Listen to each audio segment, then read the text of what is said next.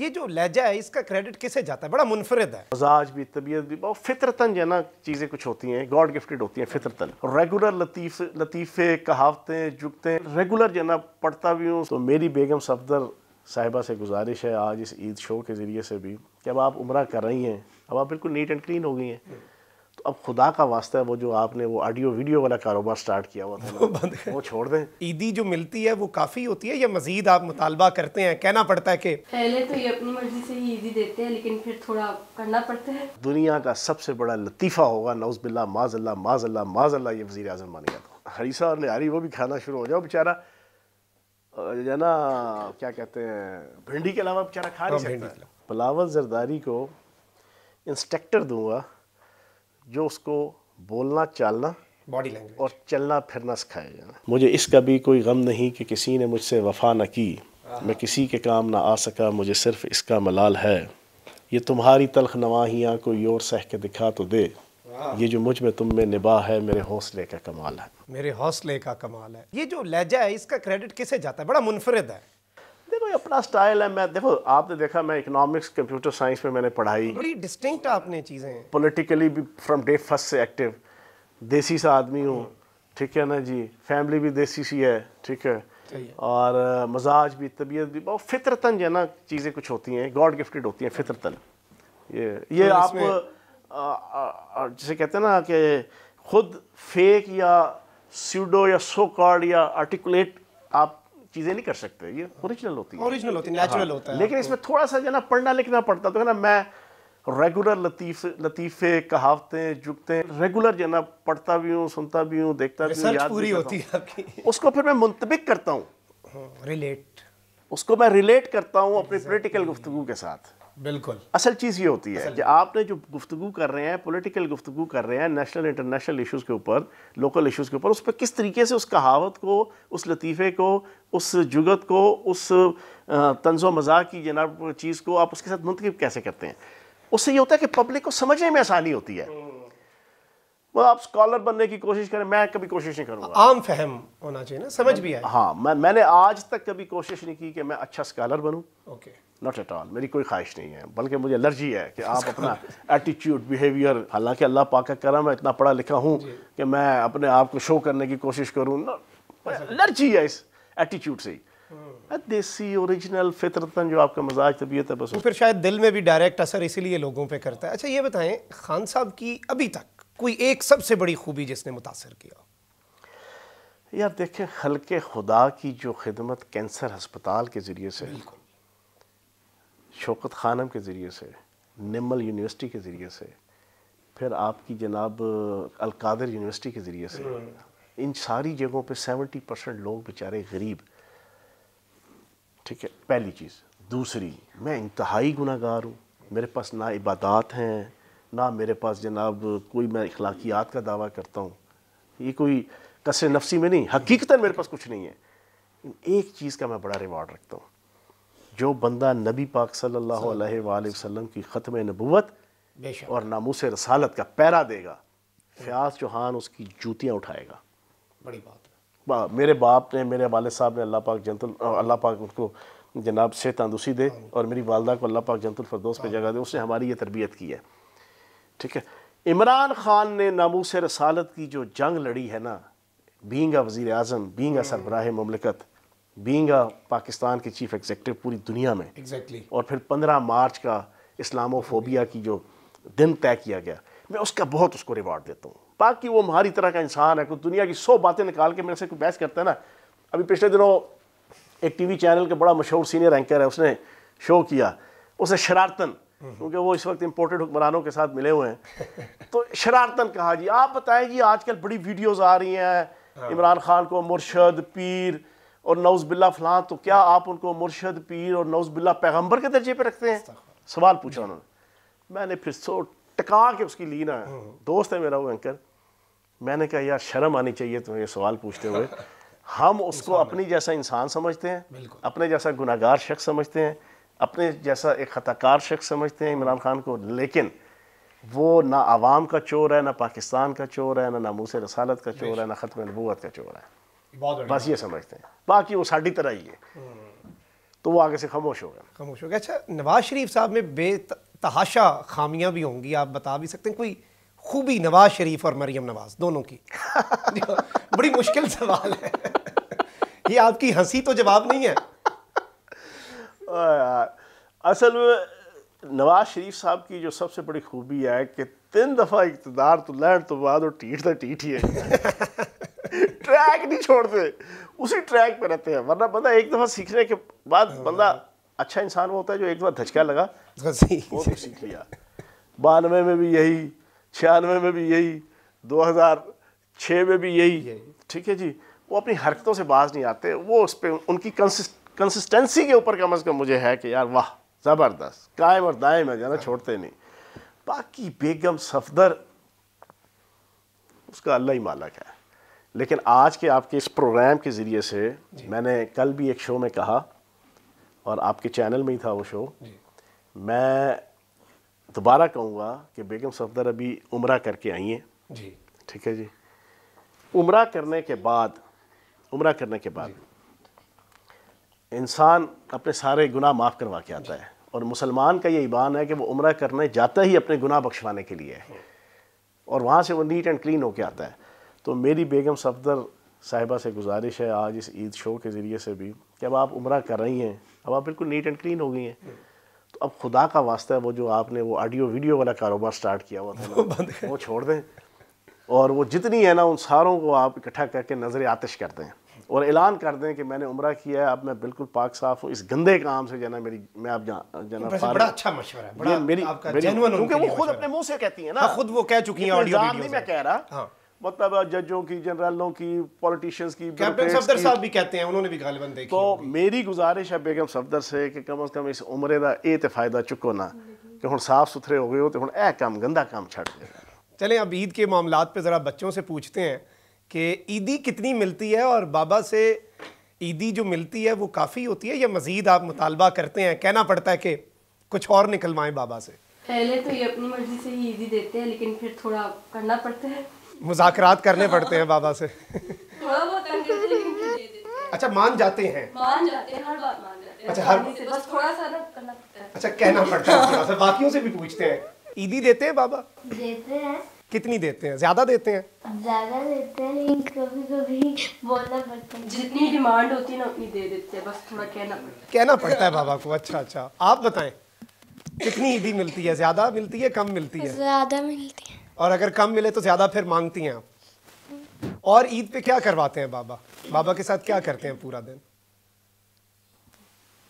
ईद का दिन तो वैसे होता ही बच्चों के लिए है। बाबा पहले दिन तो वैसे सारे ख़ानदान वाले ही आते हैं, ईदी शीदी देते हैं, ईद मिलते हैं, और फिर दूसरे तीसरे दिन बाबा के साथ बाहर जाने का मौका मिलता है।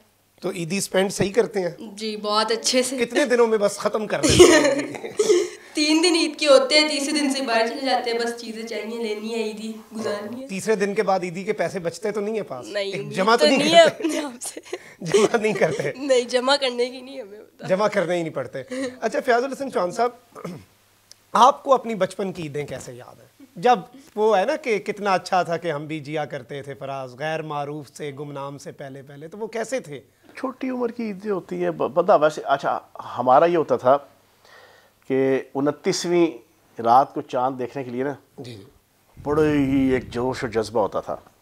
29 की रात को अगर चांद नज़र नहीं आता था ना तो हमारा दिल डूब जाता था, इतना डूबा होता था कि हो पता नहीं ईद होनी कोई नहीं। तो ये एक बड़ा, जैसे कहते हैं ना कि ईद के हवाले से एक बड़ा चार्म होता था छोटी उम्र में। तो ईद 10 साल से छोटी उम्र की होती है, उसके बाद इसी तरह ही है। आपके ज़राए आमदन क्या है? इतनी मुश्किल सियासत की फील्ड है, खर्चे कैसे पूरे हो जाते हैं? ये बात ये, मैंने एक तो अपना कारोबार रखा हुआ है, कंस्ट्रक्शन का कारोबार है, प्रॉपर्टी का कारोबार है, और बाकी मेरी फैमिली का बैकग्राउंड भी मेरा कोई अल्लाह पाक का करम है। कोई जाना सियासत में आने से पहले भी और MP बनने से पहले भी कोई मातड़ नहीं थे, ठीक है ना जी। मतलब है हमें रहना सहना घर बार सारा विरासत में मिल गया था, ठीक है ना जी। तो वो टेंशन ही नहीं थी जो पॉलिटिक्स के अंदर बाकी जो लोग अपर मिडिल क्लास के था, अल्लाह पाक का करम था। अभी मेरा कंस्ट्रक्शन का बिजनेस है, प्रॉपर्टी का बिजनेस। तो अभी जो आपके असासे हैं वो सारे हर चीज़ मेरी डिक्लेयर। हर चीज़ डिक्लेयर्ड है, FPR में डिक्लेयर्ड है, इलेक्शन कमीशन के जो 5 साल गोशवारे जमा कराए बीइंग MPA सारे डिक्लेयर्ड है। नहीं तो ये तो नहीं वो वाला, ये उस तरह का बयान तो नहीं है कि मेरी लंदन तो क्या पाकिस्तान में भी वो कोई नहीं, इस तरह का कोई नहीं, हर चीज़ नीट एंड क्लीन डिक्लेयर्ड है। अच्छा अभी ना वैसे जो बातें हम सुनते हैं, जारी बात है सहाफ़ती हलकों में भी, सियासी हलकों में भी, वो ये होता है कि अगला वज़ीर आज़म, वैसे अवाम तो शायद खान साहब को ही लाना चाह रही है, लेकिन अवाम की वही बात आ जाती है ना, कबूलियत और मकबूलियत, कि मकबूलियत है कबूलियत नहीं है। ऐसे लग रहा है कि बिलावल साहब की बड़ी कबूलियत है। देखो, मैं आज से कुछ दिन पहले भी मैंने एक टॉक शो में ये कहा, बेसिकली आसिफ जरदारी की जो बाइडेन एडमिनिस्ट्रेशन के साथ अच्छे ताल्लुकात हैं, और जो बाइडेन एडमिनिस्ट्रेशन ने एक इनको लारा कह लो या इनको कमिटमेंट कह लो की हुई है कि बिलावल जरदारी को अगला वज़ीर आज़म 2023 के इलेक्शन में बनाएंगे, ये उनकी कमिटमेंट है। बेगम सफदर को नवाज शरीफ साहब लेके चल रहे थे, लेकिन कोई 5-6 महीने पहले इस आलमी ताकतों ने और जो बाइडेन एडमिनिस्ट्रेशन ने, इन्होंने कोई मिल के कोई इन दोनों पार्टियों को बैठा के ये चीज़ समझा दी है कि बिलावल जरदारी अपनी तरफ से कैंडिडेट है वज़ारत उज़्मा का, और बेगम सफदर को ले आए हैं ये वज़ारत आला पंजाब के। ये है दुनियावी अरेंजमेंट्स। अल्लाह की जो अरेंजमेंट है ना, असल वो चलनी है, असल वो चल रहा है, वो तो इनकी प्लानिंग होती है। हाँ, तो अल्लाह पाक की जो अरेंजमेंट है वो दुनिया देखेगी, अभी भी देख रही है। ये घरों से निकलने के काबिल नहीं है, ये वोट मांगने के काबिल नहीं है, ना आले शरीफ, ना आले जरदारी, ना आले फजल रहमान। नहीं तो आपको लगता है कि वैसे ओवरऑल बिलावल भुट्टो जरदारी कैसे होंगे ऑप्टिक्स के लिए, एक सियासी वर्कर के तौर पे, पार्टी एफिलिएशन पीछे, सियासी वर्कर न्यूट्रल? दुनिया का सबसे बड़ा लतीफ़ा होगा, नौज़बिल्लाह माज़ल्लाह माज़ल्लाह माज़ल्लाह, ये वज़ीर आज़म बन गया तो वज़ीर आज़म की अभी भी वज़ीर ख़ारजा के तौर पे जैसे। तो खुदा का वास्ता है, मैं सियासी कारकुन हूँ, सियासी कार्टून नहीं हूँ। मैं छठी जमात से लेके अब तक पॉलिटिक्स हूँ, पॉलिटिकल कारकुन हूँ। मैं तहरीर, तकरीर और एडमिनिस्ट्रेशन तीनों का तालिब इल्म हूँ। अल्लाह बचाए, बनने को बन जाएगा, कभी भी बन जाए। आसिफ जरदारी प्रेसिडेंट बन सकता है, कुछ सोच सकता है? इस मुल्क के अंदर कुछ भी हो सकता है। आपकी तो अभी उम्र नहीं है शहाब, ये जब सदर बना था ना जरदारी, पाकिस्तान का कोई शहरी सोच नहीं सकता था कि ये डाकू जो है ना मुल्क का सदर बन जाएगा। इतना बड़ा डाकू बन गया। चलो यार, आपने आलमी ताकतों की जनाब तलवे चाटे, आपने पार्टी के अंदर बाहर की कुछ साजिशें अरेंजमेंट की, ठीक है ना, तो पार्टी के मामलात ऊपर नीचे किए, तो जनाब बन गए। बनने को कुछ पता नहीं, बिलावल जरदारी भी बन जाए, लेकिन अल्लाह पाक का एक बहुत बड़ा इम्तिहान पूरी कौम पे, पूरी कौम के ऊपर हो, और मुल्क के ऑप्टिक्स पे भी।